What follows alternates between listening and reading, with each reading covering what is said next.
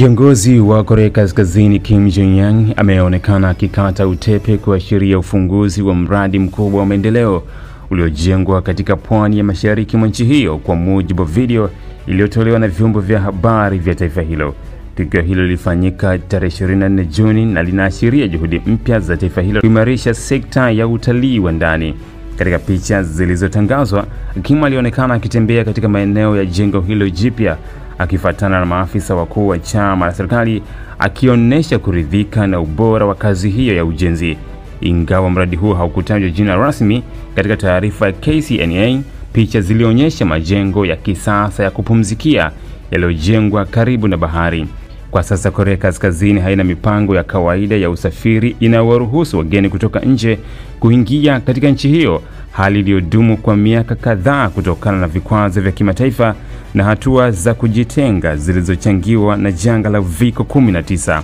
Hata hivyo, taarifa ya KCNA ilisema kuwa watalii wa ndani wataruhusiwa kuanza kuzuru eneo hilo jipya Julai mosi mwaka huu. Hatua hii inaonekana kuwa ni sehemu ya juhudi za ndani za serikali ya Pyongyang kuimarisha uchumi wa ndani kwa kutumia utalii wa kitaifa, huku nchi hiyo ikiendelea kukabiliwa na vikwazo vya nje na kutengwa kimataifa.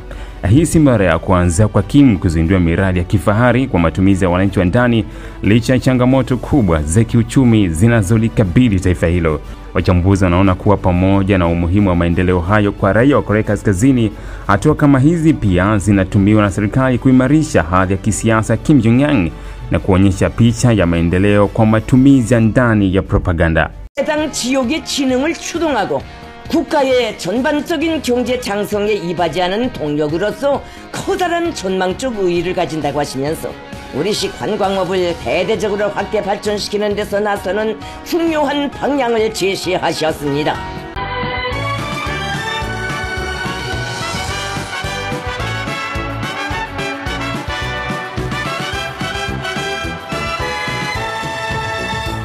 Mkuu wa chuo cha Kilimanjaro Institute of Technology and Management kilichopo Mwenge jijini Dar es Salaam chenye ithibati na usajili wa NACPAT namba REG/ANE/029 anapenda kuwatangazia nafasi za masomo kwa ngazi ya diploma na certificate kwa muhula wa masomo utakaoanza Oktoba 2025 katika kozi za IT, Hotel and Tourism Management, Front Office, Business Administration, Accountancy, Procurement and Supply. Chuo kimebobea katika ufundishaji kwa njia ya vitendo na kimeweza kutoa wanafunzi wenye weledi. Wengi wameajiriwa ama kujiajiri, na kwa wale ambao wameamua kuendelea na degree wameweza kujiunga na vyuo vikuu bora hapa nchini na nje ya nchi. Pia kuna kozi fupi za computer application, graphic and design, video production pamoja na CCTV camera. Kwa maelezo zaidi piga simu namba 0717816034 au 0754864361. KITM, elimu na ujuzi kwa uchumi imara.